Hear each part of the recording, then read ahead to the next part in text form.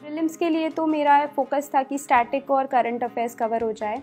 तो current affairs के लिए मैंने 2017 ऑनवर्ड्स के करंट अफेयर्स 18 के एग्ज़ाम के लिए किए थे।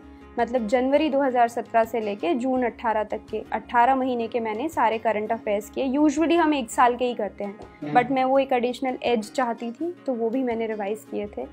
बाकी वही सारी बुक्स को पढ़ना और रिवाइज़ करना। मॉडर्न हिस्ट्री को मैंने ज़्यादा टाइम दिया क्योंकि हम कई बार डेट्स में कंफ्यूज हो जाते हैं।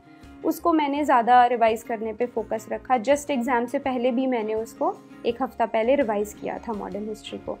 मेंस के लिए मेरा फोकस ज़्यादा इस चीज़ पे नहीं था कि मैं कितना बाहर से कंटेंट पढ़ लूँ।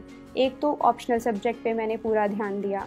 तो ऑप्शनल सब्जेक्ट के लिए मैंने ये किया कि ज़ूलॉजी मेरा ऑप्शनल सब्जेक्ट था, जो कि मेरे पास ग्रेजुएशन में नहीं था, तो उसमें थोड़ा ज़्यादा कंटेंट पढ़ना था मुझे कम टाइम पे।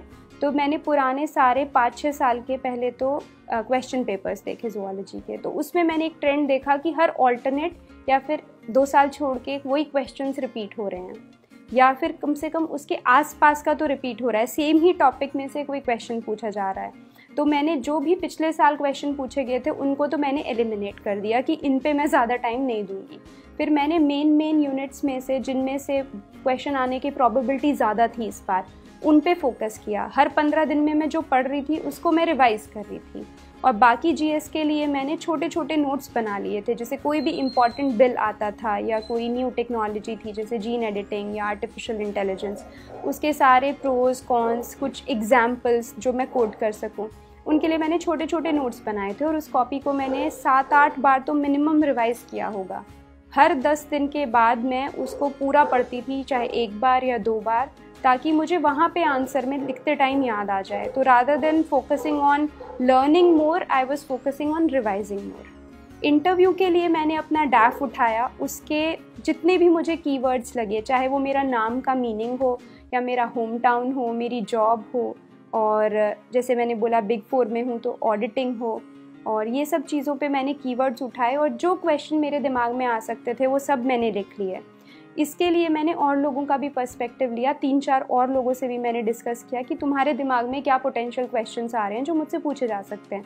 फिर उन सब के लिए मैंने एक नोटबुक बनाई थी और उस नोटबुक पे मैंने सारे आंसर लिखे, चाहे वो मेरठ से रिलेटेड हो या फिर मेरे नाम से और काजल में जो भी कंपोनेंट होते हैं उनसे रिलेटेड हो।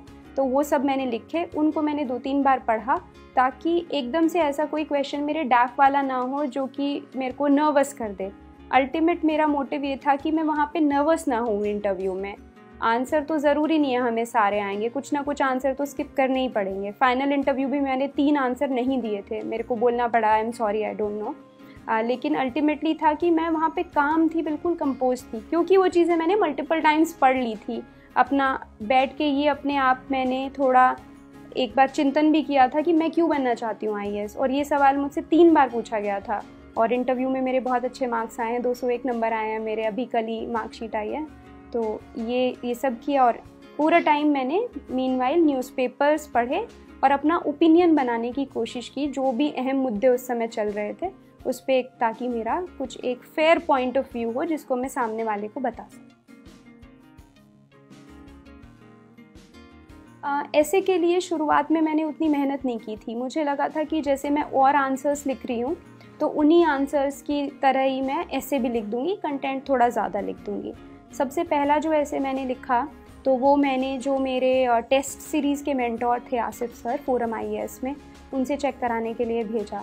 तो सब ने मुझे यही बोला, उन्होंने भी यही बोला कि इसमें तो कोई स्ट्रक्चर ही नहीं है और आपने सारा जीएस का आंसर लिख दिया है इसमें। तो फिर जब मुझे लगा कि ये और एक एथिक्स का पेपर भी मेरा थोड़ा वीक था कि ये दोनों मेरा स्कोर नीचे ले आएंगे, तब मैंने थोड़े एसेज घर पे बैठ के पढ़े। तो पिछले बार की जो एसे में सबसे ज़्यादा मार्क्स लाई थी अपूर्वा पांडे, उनका मैंने एसेज पढ़ा कुछ जो उन्होंने मॉक टेस्ट्स में लिखे होंगे। तो उनकी स्ट्रैटेजी मैंने फिर चूज़ की। वो स्टोरी से स्टार्ट किया था उन्होंने, ऐसे एक कोई फिक्शनल स्टोरी बनाई थी ताकि रीडर को थोड़ा इंटरेस्ट आए, और फिर बाकी अपने सारे पॉइंट्स रखे थे। तो मैंने भी यही स्ट्रैटेजी चूज़ की थी। फिर जब मैंने 15-20 एसेज पढ़ लिए, मुझे एक आइडिया हो गया कि कैसे स्ट्रक्चर होना चाहिए। उसके बाद मैंने 1-2 एसेज और लिखे और उनको भी मैंने स्टोरीज़ की तरह स्टार्ट किया। और जो फाइनल एसे भी आया था एक सेक्शन का, सेक्शन बी का, उसमें वो ऐसे मैं पहले प्रैक्टिस कर चुकी थी समवॉट रिलेटेड। तो एक कस्टमरी मोरालिटी करके एक आया था, तो मैंने सेक्शन 377 का जजमेंट उस टाइम पे आया था, तो उसके ऊपर ऐसे लिख के देखा था। तो वो ही जो मैंने एनेक्डोट्स उसमें यूज़ की थी, उसमें मैं वहाँ पे फिट कर सकती थी, तो उनको फिट कर लिया। तो कुछ एक लक फैक्टर भी रहा कि एक प्रैक्टिस्ड ऐसे आ गया, तो शायद उसने थोड़ा एज दे दिया। मेरे ख्याल से सबसे ज़रूरी है कि हम प्रैक्टिस करना स्टार्ट कर दें। मैंने एक बहुत लंबा गैप ले लिया था और मैं अपने आप को ये ही नहीं मोटिवेट कर पा रही थी कि जाके मैं एक टेस्ट लिखूं। उस चक्कर में मेरा बहुत सारा टाइम ऐसे ही वेस्ट हो गया। मैं वेट करती रही कि जब प्री का रिज़ल्ट आएगा तब लिखना स्टार्ट करूँगी। अगर उससे पहले मैंने प्रैक्टिस किया होता तो मेरी स्पीड और अच्छी होती और वो एक फालतू की टेंशन एंड तक पाइल अप नहीं हो जाती। तो हमें ये करना चाहिए मेंस के टाइम पे, सबसे पहले तो हमें फोकस होना चाहिए कि हम इतना कंटेंट पढ़ लें कि वो हमें याद रहे और हम उसको लिख सकें फाइनल एग्ज़ाम में। दूसरी चीज़, हमको टाइम का पूरा नोटिस रखना चाहिए कि हम कितना टाइम एक क्वेश्चन में स्पेंड कर रहे हैं। कई बार ऐसा होता है कि ऐसा कोई टॉपिक आ जाता है जिस पे हमने बहुत अच्छे से पढ़ा होता है, तो हम उसी में अपना सारा टाइम निकाल के 15 मिनट एक क्वेश्चन को दे दिया, तो बाकी क्वेश्चन सफ़र करते हैं। तो हमारा फोकस होना चाहिए कि हम अबव एवरेज आंसर लिखें और सारा पेपर कम से कम अच्छे से अटेम्प्ट कर पाएँ। ऐसा नहीं हो कि अगर दो तीन क्वेश्चन छूट गए तो अपने आप ही आप काफ़ी पीछे हो गए हो बाकी कैंडिडेट से।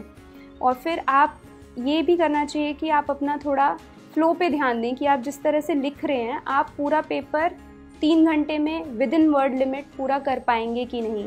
बहुत बच्चे करते हैं कि 3.5 घंटे या 4 घंटे लेते रहते हैं, तो वो मेंटल प्रेशर नहीं आ पाता कि नहीं मुझे ये 3 घंटे में फिनिश करना है।